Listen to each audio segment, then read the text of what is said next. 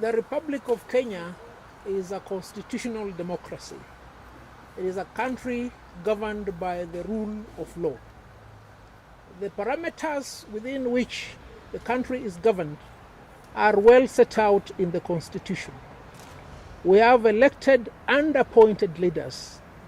All leaders in the Republic of Kenya who are elected swear to uphold the Constitution. On the top of this leadership is the President of the Republic of Kenya. Beneath the President of the Republic of Kenya are several state officers who also swear to uphold the Constitution. The Chief Justice of the Republic of Kenya is one of the appointed state officers. He also swears to uphold the Constitution. All advocates, upon their admission, swear to uphold the Constitution and the rule of law. In the recent past, it has been the order of the day for the government to abrogate the Constitution, to disobey court orders, and to govern in a manner likely to suggest that the Constitution and the rule of law is a great inconvenience in their operations. It is almost 6 months now since the High Court directed the President of the Republic of Kenya to swear in 41 judges recommended for appointment by the Judicial Service Commission. The dereliction on the part of the President of the Republic of Kenya has two consequences. One, it indicates that his legal advisors, and this particular case we're talking about the Attorney General and the Solicitor General, are either giving him the wrong advice or he has refused to listen to their correct advice. It doesn't really matter what of the two is the case, because the position is quite clear. It is the responsibility of the President of the Republic of Kenya to uphold the rule of law and to comply with his obligations under the Constitution. He is compelled by the Constitution to swear in the 41 judges. The failure on the part of his two advisors is one that we as the Law Society of Kenya propose to remedy.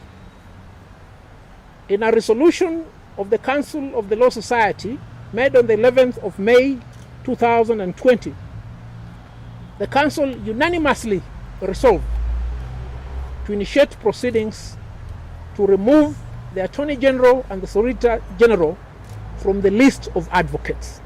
What is the consequence of this action? It means as soon as we remove them from the list of advocates, they will cease being advocates of the High Court. And if they cease being advocates of the High Court, they also automatically cease being the Attorney General and the Solicitor General. And if they continue in office, then the President will be having laymen or quacks as his legal advisors. Today, the Council also had another meeting in which we have resolved to draw up a charge sheet which shall be forwarded to the Attorney General and the Solicitor General, requiring them to answer within 7 days and demonstrate why they should not be removed from the register of lawyers in Kenya. A trial will be conducted by the membership of the Law Society of Kenya in an AGM that will be constituted, when these two advocates will be given an opportunity to tender their defense, and the members will give them a hearing and make a decision whether or not to remove them from the register of advocates. What about the President of the Republic of Kenya?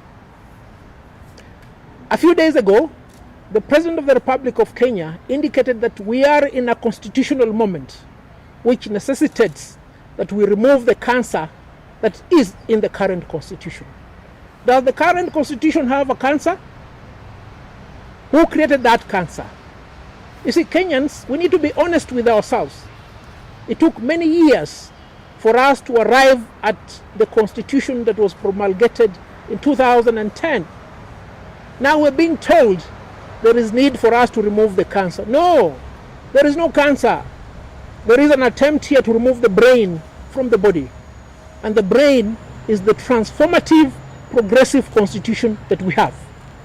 And we must say this without any fear of contradiction. The government of President Uhuru Kenyatta has been built on the foundation of disobedience of court orders. And if a leader can tell his people that he wants to change the constitution, a constitution which, from the experts, does not suffer the malady of reform, but suffers the malady of implementation, then there is a big problem. I want to state also that on the 11th of May, the Council of the Law Society of Kenya resolved unanimously, the ones you're seeing here, save for two who are either in Nyanza, Nakuru or Malindi, that we petition the National Assembly and the Senate to initiate proceedings for the impeachment of the President of the Republic of Kenya. Because we cannot have somebody who has taken the oath to govern in tandem with the Constitution who fails to perform his duties under the Constitution. We'll therefore proceed in the manner in which we've indicated. We'll commence with the removal of the Solicitor General and the Attorney General from the list of advocates, and thereafter we'll petition the National Assembly and the Senate to impeach the President of the Republic of Kenya. Now, the responsibility of undertaking the trial of the President of the Republic of Kenya is bestowed upon the legislature. You've seen the manner in which the legislature has acted lately. The legislature has been weakened substantially because the executive wants to have control of the other two arms of government. The executive wants to have control of the judiciary, which they have weakened. They want to have control of the legislature, which they are trying to do right now in what is indicated to be a preparatory process towards amending the Constitution. We want the people of Kenya to understand that the person who has the oversight over the executive, and in particular the president, is the legislature. And as and when we submit a petition to the National Assembly, Kenyans must hold their elected representatives to account. Ensure that you're a member of National Assembly, ensure that you're a member of the Senate gives you a correct account as to why they don't want to take action against the president. This we must do, because Kenyans, if we fail to take action, we are likely to go back to the bad days, the days of the 80s, the days of the 60s, 70s and the 90s, where Kenya was governed as if it was somebody's property. That we should never allow. You've seen our colleagues in the United States of America rose up and protested, their slogan being Black Lives Matter. What matters to Kenyans? Are you satisfactorily benefiting from the Constitution? Are the leaders performing their duties? That is where we are right now.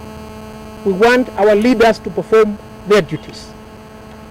That is our resolve as the Law Society of Kenya.